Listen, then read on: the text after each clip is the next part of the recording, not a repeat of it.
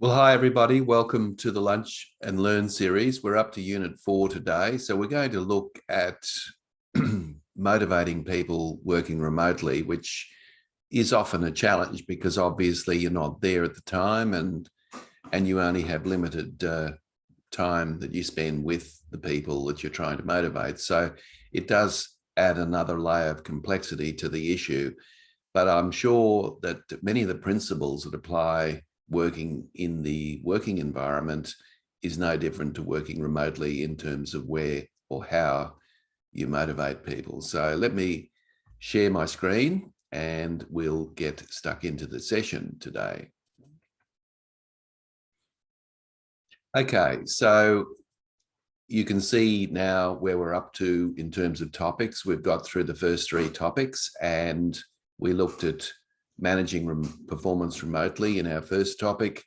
We considered coaching and I looked at the GROW model there and went through a process of GROW and how it worked. And then we looked at feedback working remotely 2 weeks ago, or a week ago, I should say. So we're now going to talk about building motivation and morale. And this is tricky in any situation. And I'm going to hopefully give you some sort of enlightenment as to how you might go about this a little bit more effectively. Now, your homework last time, and I hope you've been able to do your homework, is basically to practice giving 3 positive bits of feedback every day for 2 weeks. Now, hopefully you're still doing that. No, I want you to get into that habit. It's obviously easier to give positive feedback than it is constructive feedback. And it's something that I wanted you to start with because obviously feedback's critically important, particularly when it comes to remote working. We do know there's a high connection between engagement and feedback. And obviously managers who don't give much feedback probably don't have the most engaged staff that they can. So it's really important that you apply those principles. So today, what I want to cover is just talking about motivation generally. I think there's a lot of misleading information out there about what motivation is and what it isn't. So I just wanted to kind of demystify the topic a little bit before we launch into some strategies around working remotely and what you can do to build motivation levels. And there are 9 key strategies I'll leave you with that are very practical and can be applied immediately. So that's where we're going with our session today. And at any time, if you've got a question or a comment, don't hesitate to go to the chat box or the Q&A box and type in your question. I'll get to see it immediately and I'll respond to it. Okay, now look, let's start with some sobering statistics because it's a good place to sort of understand what's going on. And some of these figures aren't well, they're not encouraging, but I think it also paints a very important picture. 79% of organizations worldwide struggle to engage and retain their employees. That's what the reporting from Deloitte tells us. And this was pre-COVID, and it was a situation where most people were working from the office. So you could imagine that those figures are probably no better at the moment, and perhaps it may even be worse. 86% of organizations believe they don't have the adequate leadership pipeline to address these problems. So a lot of organizations are struggling to find leaders who have got this capacity. And so leadership development is in a little bit of a crisis at the moment. 90% of leaders rely on their own ideas rather than seeking involvement from their team. And worse still, 89% of leaders fail to listen or respond to interpersonal cues from those they interact with.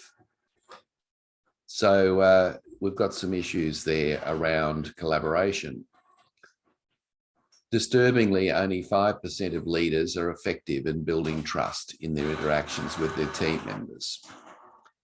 So, trust is in short supply, and it's been that way for quite a period of time. It's been eroding for the last 30 years. And it's a real issue for leaders on how to build trust. 60% of employees felt their self-esteem dented by their leader at work. And these people would rather do anything else than sit through a performance conversation with their boss.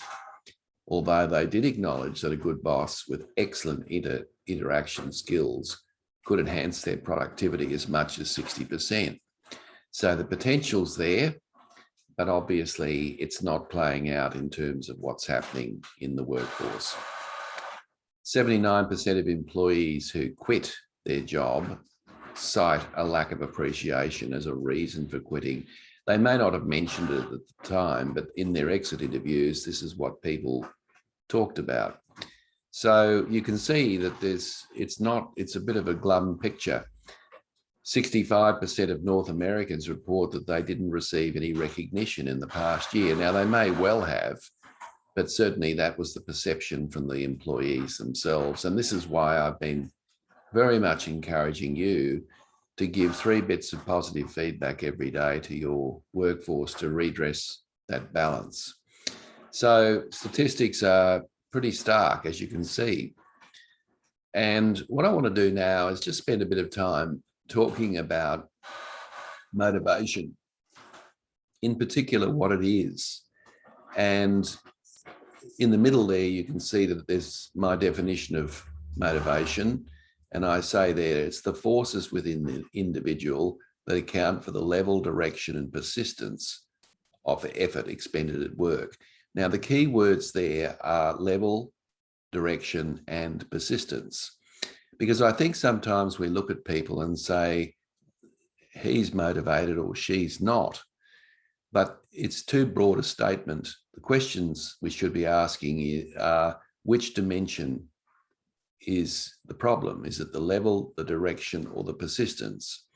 So direction refers to a person's choice when they're presented with a number of alternatives. In other words, where they put their energy. So we all know people who spend lots and lots of time working on things that aren't really relevant, and at other times they may not be working on things that they should be working on. So direction is one aspect of motivation. Another is persistence, and that's probably a more traditional dimension. That is how long a person sticks with a given action before they give up. And you know, the argument is if you've got someone that will persist for a period of time, you could argue, at least in that dimension, that they are motivated. And then, of course, the level of intensity that's put forth by the person makes a difference as well. You can be persistent, but spend a long time doing something, or you can be persistent and quite intense about it. So I think it's important that I share this with you, because when you're looking at your people remotely, the question you've got to ask is it the direction? Is it the persistence? Or is it the level of intensity that's the issue here?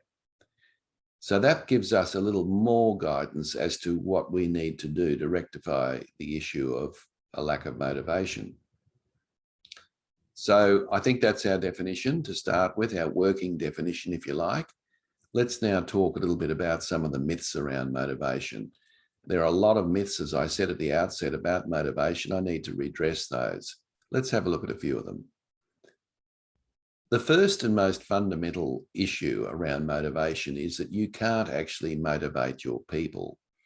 So you say, okay, well, you're giving us you're giving us a workshop on this, and now you're saying you can't really motivate people. Well, no, not really. What you can do is you can create the circumstances by which people may be encouraged to be motivated. But at the end of the day, motivation is an inside job. So in other words, it's up to the individual to decide whether or not they themselves are motivated. And I give a very simple example of this, is if you and I went to see a presentation and we're sitting side by side, and at the end of the presentation, I said to you, well, I didn't get much out of that. And then you said to me, I really enjoyed it. I got a lot out of it. Now, we've both been exposed to the same stimuli, but yet we both have a different response. In other words, one of us has chosen to be inspired by that talk and the other has decided not to be. So all we can do is create the right circumstances. And I think this is very important because when I was in the corporate world, I thought I could spend my time and effort and energy motivating people. And I found that that was quite futile. At the end of the day, I realized eventually that it was up to the individual to make the decision about whether they were motivated or not. All I could do was create the right environment, and hopefully people would respond well to that. Now, when I say environment, I'm not necessarily talking about the physical environment here, because obviously when you're working with people remotely, you're not there. But it's the way you interact with the people and you know, some of the tasks you give them and the conversations that you have. That's what I mean by environment in this case. Second myth about motivation is that everybody to some degree is motivated. And you might think to yourself, well, I doubt that, knowing so-and-so. But the truth of the matter is just getting out of bed this morning was a motivation. And the truth of the matter is that people are motivated, but they might not be motivated by the work that they're doing or the tasks they're involved with. But at some point, if you dug deeper in their lives, you would find that there would be some source of motivation there at some point.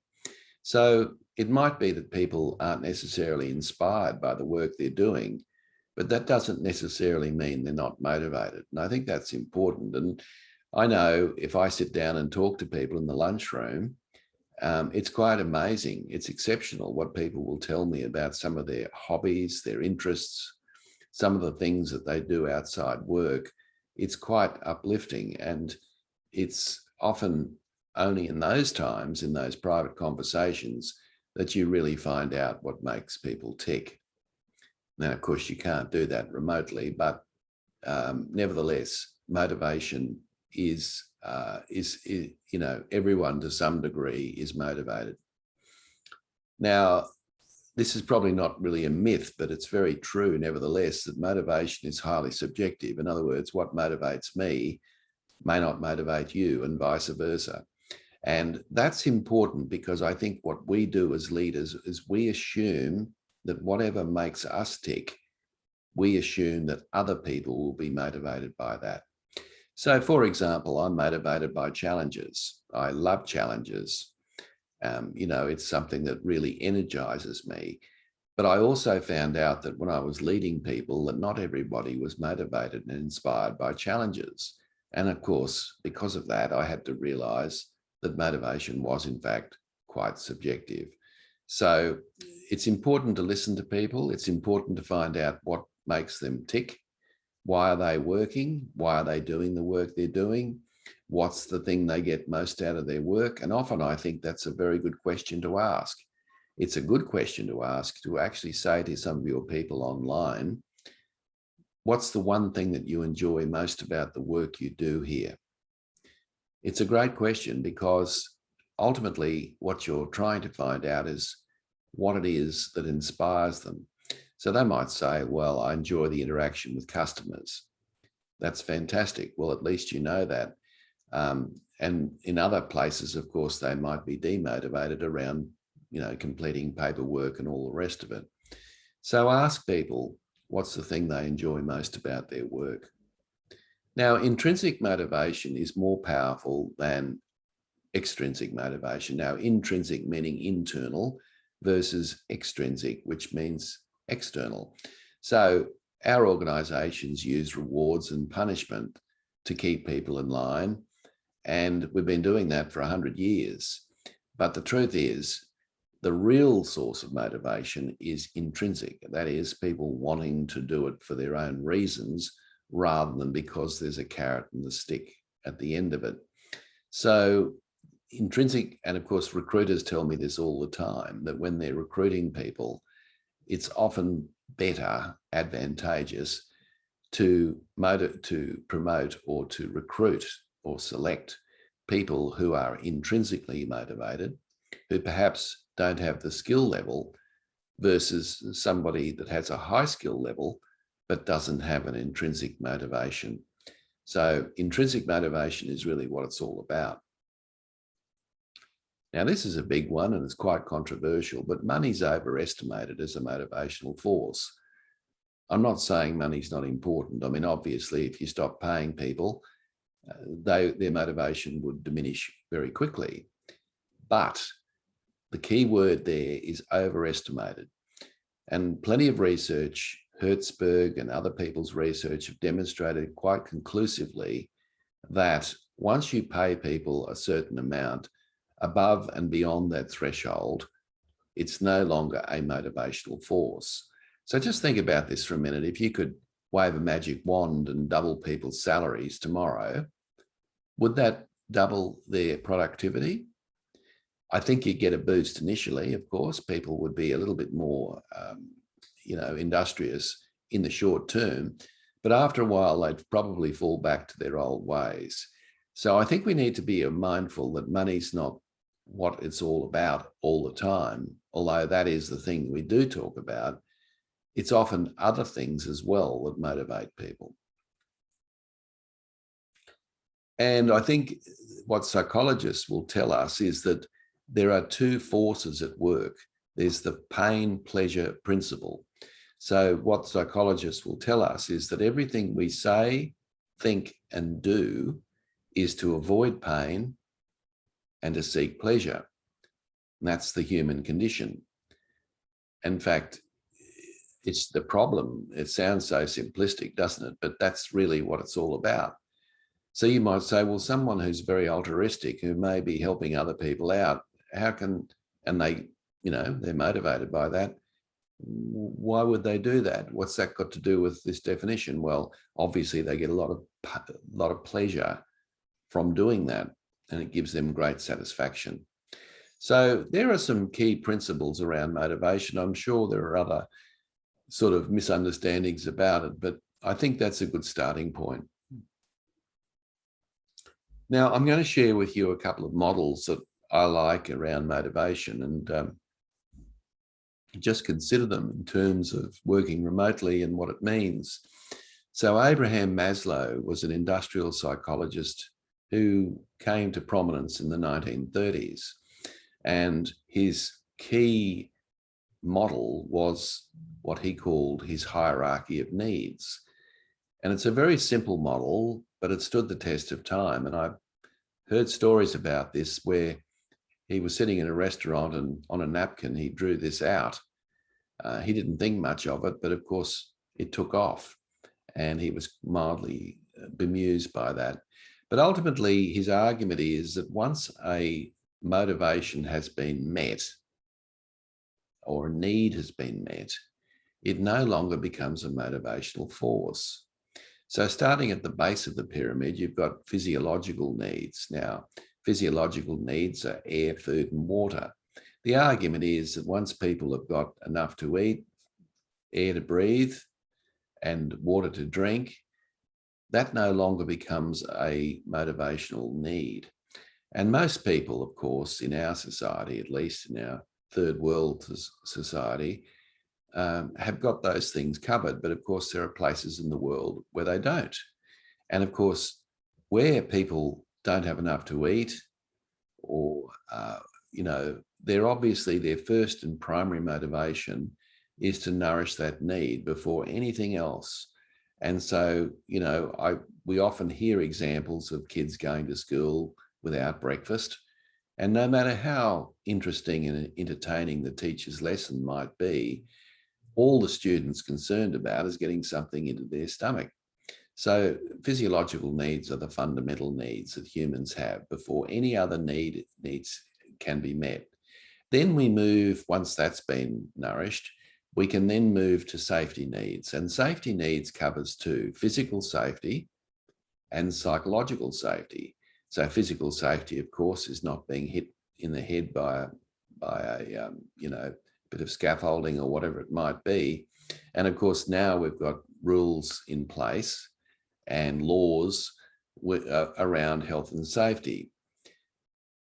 But of course, as we all know, psychological safety is a real issue. There is still a lot of bullying that goes on and so forth. And of course, that is highly stressful, at least for the person on the receiving end. And those needs are critically important. So obviously leaders have to create a safe working environment. Now, in working remotely, of course, you don't have a huge amount of control over those things, but nevertheless, you can assume they're probably in hand. Now, it's the next three things that I think are critically important when you're working remotely or indeed in any other environment. People want to feel that they belong. So team members want to feel that they're part of the team. And of course, it's the leader's job to make that happen. And this is why I think regular catch-ups online are critically important, because what you're doing in those environments is you are, helping people feel as if they have, that they belong. And of course, with contractors, often they don't see it that way because they don't feel that they're necessarily part of the team, although they're extremely important to the team. So we want to make people feel as if they belong. And that's why I think these regular check-ins are critically important. That's why I think team meetings online are critically important. And I think they're even probably more important than if you're working in an office environment. Now, once people feel that they belong and that they have a role to play in the team, they then need to feel as if they're being listened to. And they need to feel that they've got that their opinion and their view of the world has got validity, that people are willing to listen to it. So listening to people and giving people a chance to air their views, and if, of course, it makes sense, running with it is critically important. And this is why I think these check-ins are extremely important online. So we're making people feel important as well as belonging. And at the top of the apex is what Maslow called self-actualization, which is ultimately about people wanting to grow and develop constantly in their role.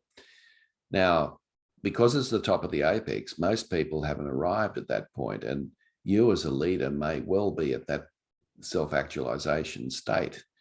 For you to continue to grow and develop is critically important and motivating for you. But you might find that other people in your team haven't arrived at that. And so it may well be that a belonging or an esteem needs to be met by other people. But if you get to that self-actualization stage and your work is boring and mundane and doesn't have any challenge in it whatsoever, it's highly likely that you'll want to move away and go and work for somebody who will give you that challenge. And that's what often happens with ambitious people who are at self-actualization. And interesting enough, when you join the new organization, you drop down the pyramid, and your first fundamental need, probably at least in a third world country, is to feel that you belong, that you have something important to contribute. Once those needs have been nourished, you can then get back to self-actualization. So it's a good model. It's an interesting model because it's very, very easy to understand. It's probably has a lot of face validity. And I think all of us could probably appreciate where we fit into that pyramid.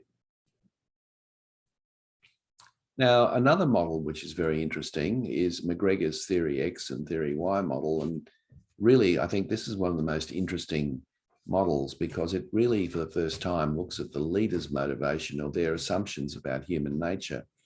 So as you can see on the left-hand side, your Theory X manager, and of course, we've all worked for Theory X managers, and it's not the most pleasant experience. But Theory X managers have a view about human nature that's quite pessimistic. They have a view that people dislike work. They should be or must be forced or coerced into compliance. They have a theory that they need to be directed and they will shirk responsibility if it's bestowed upon them. They are motivated by fear and lack of money and lack of job security. They have very little creativity and things to offer. Now, as I said, if you've ever been led by a leader like that, it's highly demotivating, or at least they're creating an environment that's highly demotivating. Now, it might surprise you that there are still a lot of leaders out there that believe this. And on the right-hand side is where you need to be, which is, of course, the theory Y manager. Now, the theory Y manager believes that people have a need to work. They want to take an interest and they can enjoy it. They direct themselves towards accepted targets. They thrive on responsibility if it's given in the right way. They're motivated by a desire of self-development, and they're highly creative given the opportunity. Now, you might say, well, surely, there's one extreme to the other there.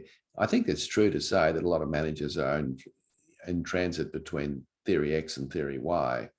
But I think if you're trying to create an environment where your people remotely are being motivated, then being in that theory X space is not the best place to be.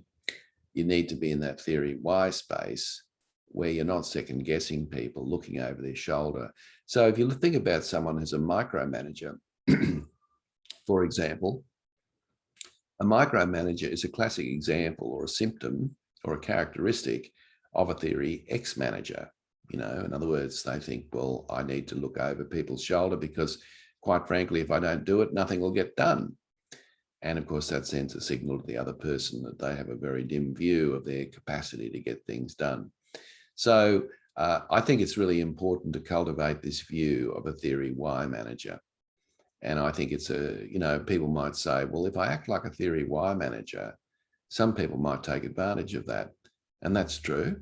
But I can assure you, not many will.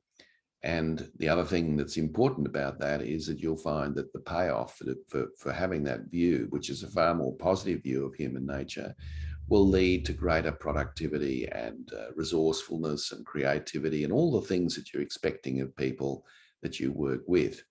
Now, of course, working in a COVID environment, or at least in a remote environment, theory Y managers, it's a bit hard to be a theory X manager, isn't it? Because you're not there moment by moment, day by day, project by project. So you've really got to trust people to get the job done. So it sort of lends itself to that theory Y perspective in many cases. Now, Daniel Pink wrote a fantastic book called Drive, quite a few years ago now. But basically, his research demonstrated that for knowledge workers, which I imagine most of you are leading, his argument was that knowledge workers aren't really motivated by the carrot and the stick. What he meant by that was that the organizational extrinsic motivational forces, such as bonuses and basically being hauled over the coals when you haven't done it right. His argument was that not only is it not working, it's also detrimental.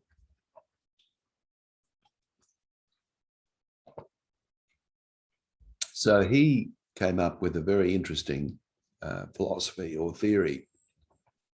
He argued that there are three things that a knowledge worker needs in their work. He argues that if you're looking to motivate a knowledge worker, and as I said, most of you would be dealing with knowledge workers. These are people who wheel and deal in knowledge and information. He argued that autonomy, mastery, and purpose are the three key things that people need from you. And this is particularly relevant for people working remotely.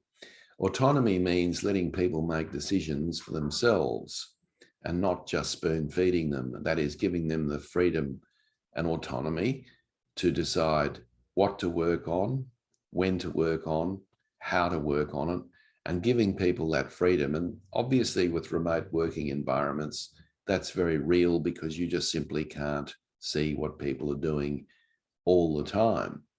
So giving people a little bit of trust and giving them the opportunity to decide how to go about their work is critically important.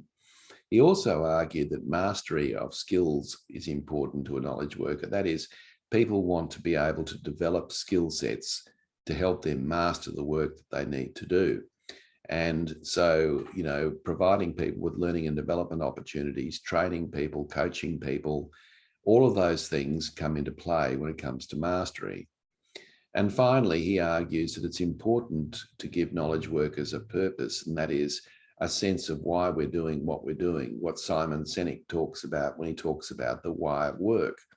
So ultimately, it's about giving people a sense of why we're doing something. So for example, if you were delegating to one of your remote workers a job to complete a report, which might on the surface seem like a waste of time, if you explain to them clearly the purpose of that report and who would read it and what impact it may have, not will have, but may have, if you do that, then the person gets some context around that and perhaps may feel a little bit more energized to complete the report.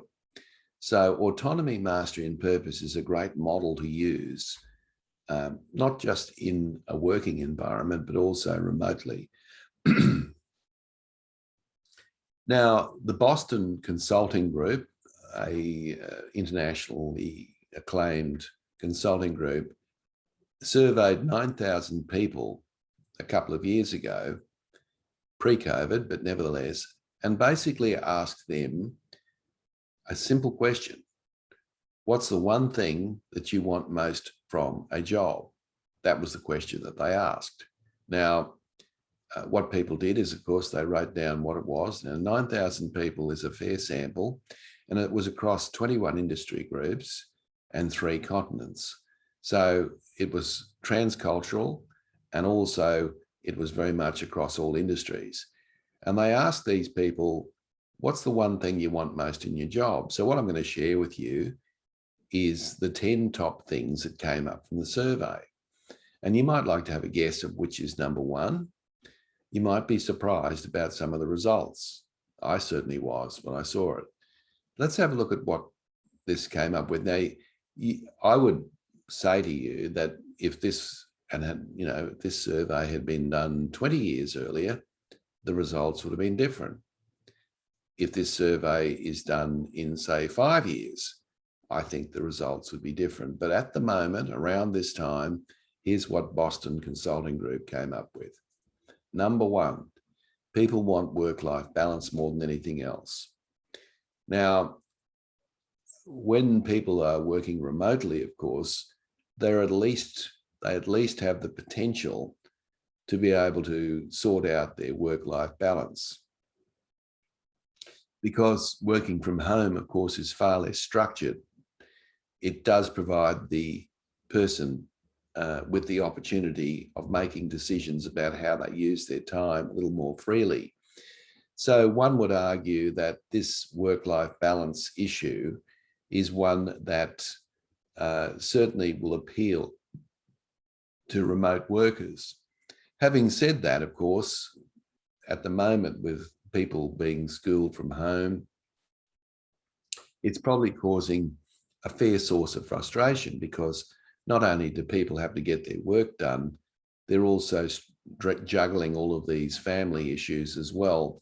So, but nevertheless, number one on the list was work-life balance. Now, that's quite important because it means, from a remote working point of view, giving people that freedom to be able to balance their challenges, both personally and work-wise, is very, very important. And that's why I think remote working in some shape or form, in some hybrid version, is here to stay, because I think it nourishes that very first thing that people want most out of their work. Now, why is it number one on the list? Well, when it's a frequency survey, so when these 9,000 people were interviewed, this was the number one important thing from all of those surveys. Number two on the list, people want to have good working relationships with their colleagues.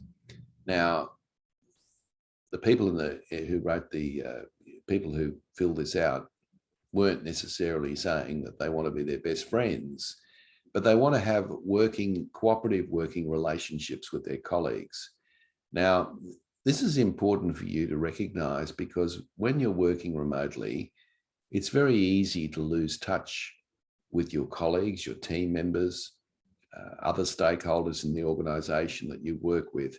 And this is why it's extremely important to get your team together online on a regular basis, because it's not just the work that has to be organized, it's also the relationships that need to be maintained. And really, I would suggest that in these meetings, it's not just all work. I think you should be giving people a chance to share a little of themselves, not out of their comfort zone, of course, but enough just to give people a sense of what people are doing. Number 3 on the list is that they want to have a good working relationship with you. And that shouldn't surprise you. I'm sure you want to have a good working relationship with your boss. And so this is why I've been banging on in this Lunch and Learn series about the value and importance of these regular check-ins. Because, as I said earlier, leadership is a relationship, and there's only one way that you can have a relationship with anybody, and that is one conversation at a time. And you can't necessarily do it via email. And that's why it's important for you to have these regular check-ins when you've got people who are working in remote environments. Because by doing that, you're building trust levels up, you're clarifying expectations, you're building rapport, you're breaking down boundaries. And all of those things, of course, are critically important to getting the best out of people. Number 4 on the list was people want to feel a sense of appreciation. They want to know that what they're doing counts. And of course, the best way to do that, as I've been talking about, and why I devoted a whole session to it, was really about giving people feedback. So it's very, very important that people are given regular feedback and that we say thank you and all the rest of it. And I'll say a little bit more about this today as well. So being appreciated is critically important. They also want to know that the organization that they work for is financially stable. Now, there's not much you can do about that unless you're the owner of the business. And even then, you may not in the current environment, but still, people obviously want a degree of stability. They don't want to know that their job's going to disappear tomorrow. And so that's number 5 on the list, and it's high on people's list of priorities. And I thought it was interesting that number 6 was job security. So whereas financial stability is about whether the business will be viable and continue in the future, whereas job security is more that my job will be safe.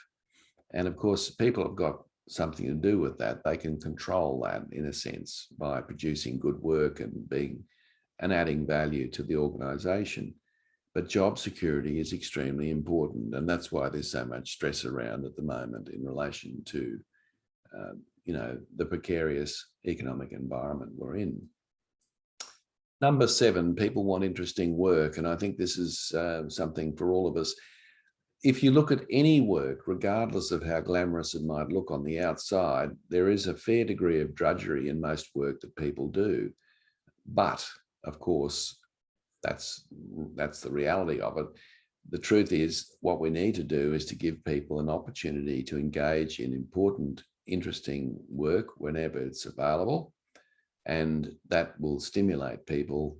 And that's exactly what people are saying, is that they want to be doing interesting work. And to them, interesting work could mean meaningful work. In other words, work that will make a difference. And again, this is why it's important to tell people why you want people to do things so that they understand the context. Number 8 on the list is that people want learning and development opportunities. And of course, most of this is done online, working remotely, and that's fine. And we just want to make sure that learning and development opportunities are still available to team members, regardless of whether they're remote or working in the office. And so, if you go back to the 5 conversations framework that I shared with you a couple of sessions ago, you would understand that one of those conversations was around learning and development. And of course, your job is to help and sponsor and support your team members with their learning and development needs wherever possible.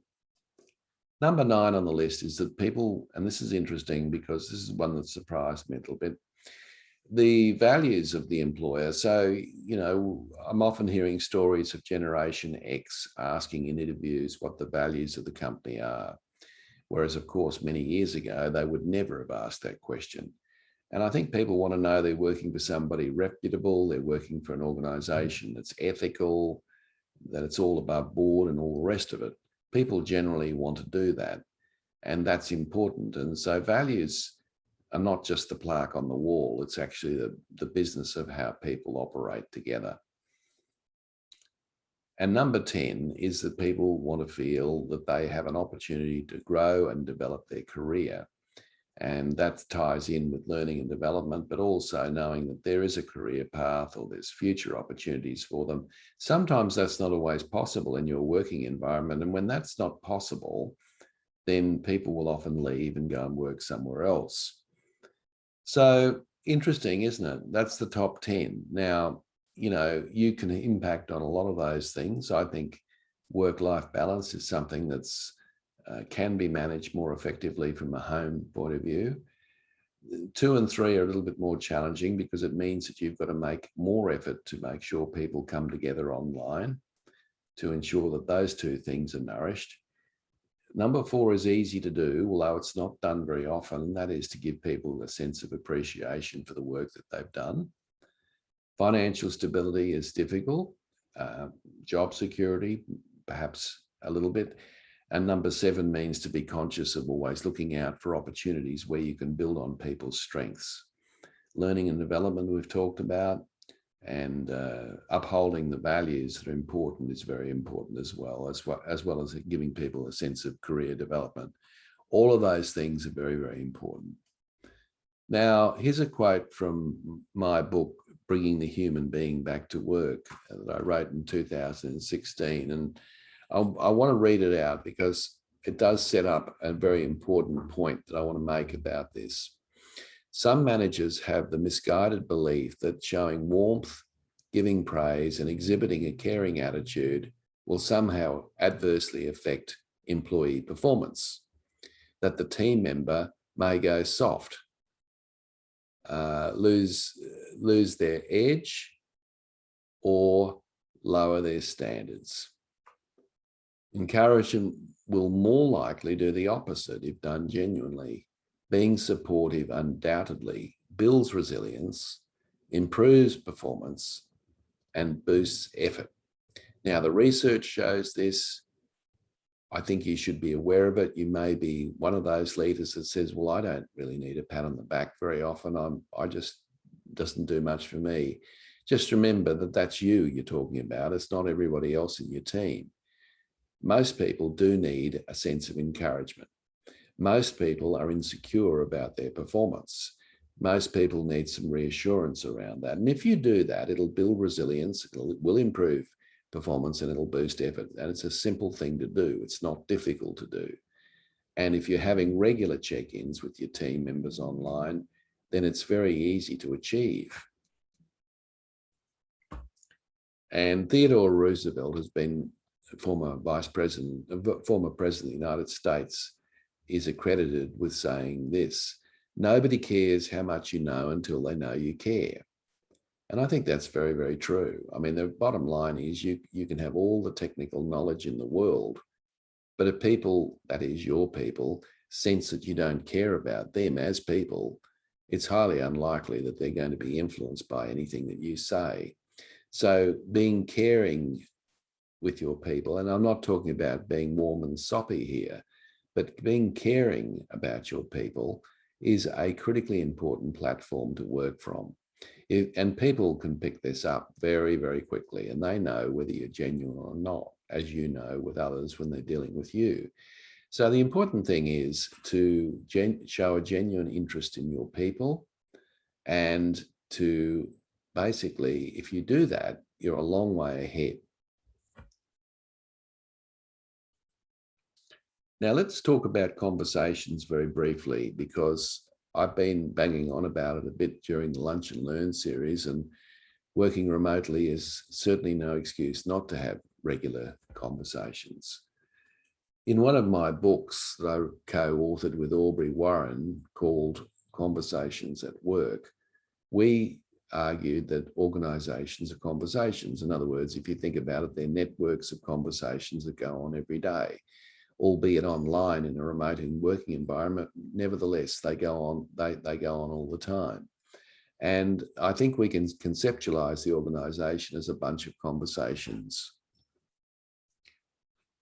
It's a series of conversations. Some of them go online, some of them might go on the telephone, some of them happen even in the office if you're working in a hybrid working environment, but they go on every day. Some of them are work related, some of them are task related, some of them are people related. But the bottom line is they go on, and of course, the majority of conversations we have are more task focused than people focused. Good quality conversations sadly lacking. I wonder if it is. My view about this is it's never been more important. And ironically, working in a remote environment, it makes it even more important because of the isolation. So I think it's critically important that we find those opportunities to have those regular catch-ups with people and making those a priority over a lot of other work that we do. And I think that's really, really important. Now, people often say to me, oh, it's a bit of an art form to have a conversation. I don't think it really is. I think, all of us have had, I guess you could almost say millions of conversations in our lifetime. We're very well practiced at it. Obviously, some conversations are difficult, the performance conversations and whatnot. Of course, they're difficult. But at the end of the day, the majority of conversations that we have are not difficult. And if we assume that they're an art form, we're likely to say, perhaps, oh, I'm no good at that. So, and then of course we don't have those conversations. I don't think it is an art form, and I don't think we should have a view that it is either. I don't think we've lost the need for having conversations. I think conversations now are even more important working remotely than they ever were before, because of that issue of isolation. So I think that's very, very true. I don't think we have time for conversations. I believe you can't afford not to have conversations if you're really looking at getting the best out of your people. Human beings respond very well to conversations. And as a result of that, it's critically important that you as a leader have those regular catch-ups with your team members and pretty much focusing on the people dimension rather than the task dimension of people, of leaders, of work. And Kushner and Posner, two colleagues of mine in the United States, wrote a great book called Credibility, and their first chapter was entitled Leadership is a Relationship. And I think that really sums the whole thing up. And my question rhetorically to Kushner and Posner is, how do we have a conversation? How do we have a relationship? And the answer is one conversation at a time. There is no other way to do this other than through conversation. You really can't do it by text. You can't do it by, email. It's really having those conversations, by telecommuting or on the telephone that become critically important. Now, I also want to share with you a little model that I put together around the work people do. And it's two-dimensional. There's one piece of the puzzle, which is their job role. And basically out of a job role, there's the technical skills and tasks that people do. Now, those tasks are written down in a job description, and most people are well aware of that, and that's fine. But there is another dimension that we don't talk about very often, and that is what I term non-job roles. Now, non-job roles are roles that are not necessarily written down in the job description, but nevertheless are critically important when we're working with other people. Let's have a look at 4 that I've come up with. Now, I'm not suggesting there are only 4, but I think there are 4 that are universally applicable across all industry groups. One of those is a positive attitude and enthusiasm role. I don't expect people to come to work, bouncing off the walls with excitement every day. things happen in their own home life and all the rest of it. But I don't expect people whinging and whining and complaining all the time either.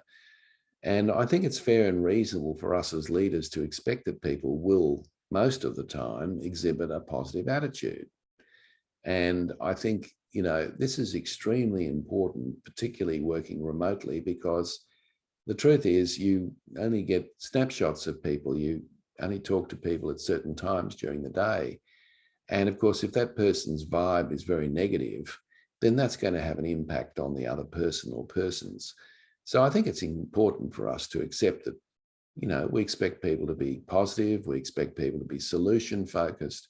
I don't think that's unreasonable, even in the climate we're in. We all have bad days, and I'm not suggesting we otherwise.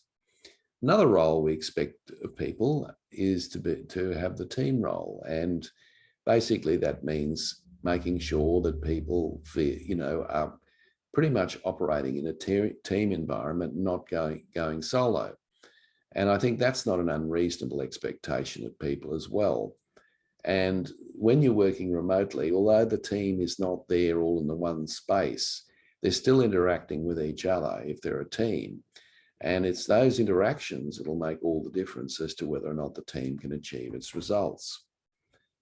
The third one is what I might call a career role. I'm expecting that individuals will continually grow and develop, right? So how often have we heard people say, oh, no, that's not my area, or, I've been using this old spreadsheet for a long time and I don't want to change, or I'm too old to go to training. So all of those things, of course, are a no-no if you're looking at developing a high-performing team and individual as well. So encouraging people to take on new tasks, new challenges, and new skill development, I think, is something that's not an unreasonable ask in the 21st century. And finally, I think it's very, very important for people to bring their thoughts and ideas with them when they're online, and how they can improve the chain of communication, how they can improve the working environment, and so forth. I'm asking and seeking out people to come up with their ways of doing those things. So I think that it's perfectly reasonable for you to be pushing those non-job roles as well as the job roles. One of the simplest things to do, and often neglected things, is just to simply use the two words, thank you, when people have done good work. Thank you for keeping you cool at that meeting. Thank you for staying back or finishing the work or getting that project done last night. Whatever it might be, I think it's very reasonable to thank people, because it does a couple of things. One, it reinforces the good work that they're doing. Secondly, it's showing appreciation. Thirdly, it's also showing that you do care and you do notice and you are aware. And I don't think there's anything unreasonable about that whatsoever. So it's a simple thing that you can do online, very simple. Another thing you can do, and it's a great book, and I know some of you would have read this book because I've spoken to you, but if you haven't, it's worth getting a copy of Strengthsfinder 2.0 by Tom Rath. It's an international bestseller. And in the book, it's a very easy book to read, I might say, but in the cover, I think it's in the back cover, there's a code that you can use and go in and identify your top 5 strengths. And I think it's a really valuable exercise to get your team to do, apart from yourself as a leader. And the idea is that you should be pretty much putting as much effort and energy into the things that you do well. Because the argument is, if it's a strength, you've got an innate talent and predisposition to do more of it more effectively.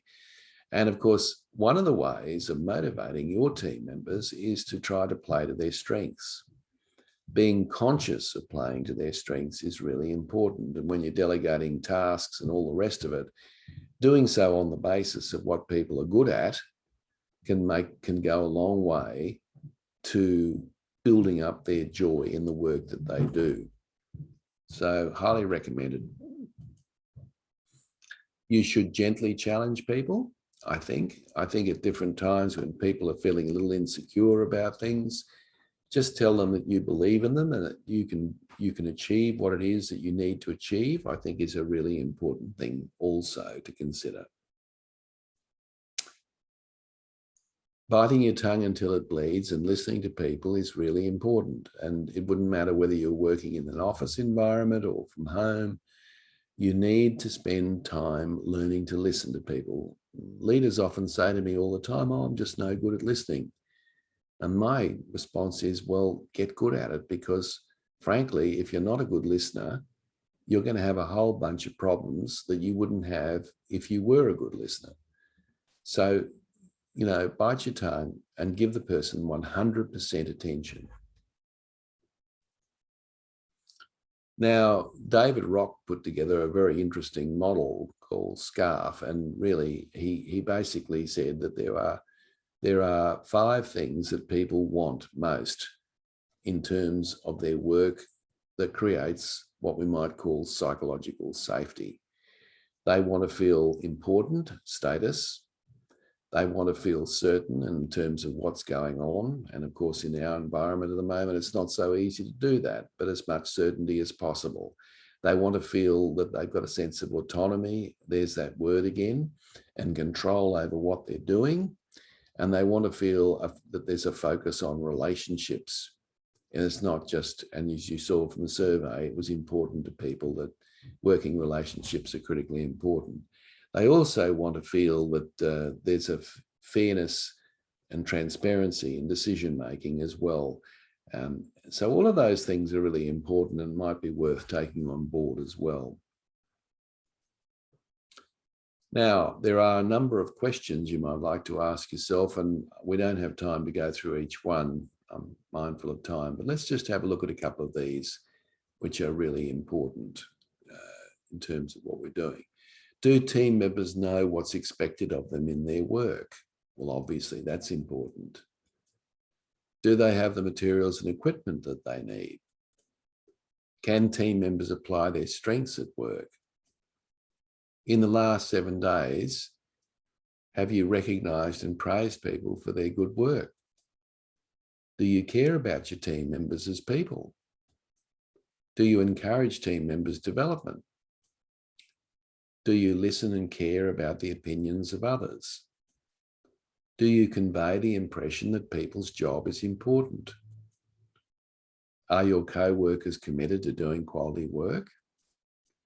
Do team members have friends at work?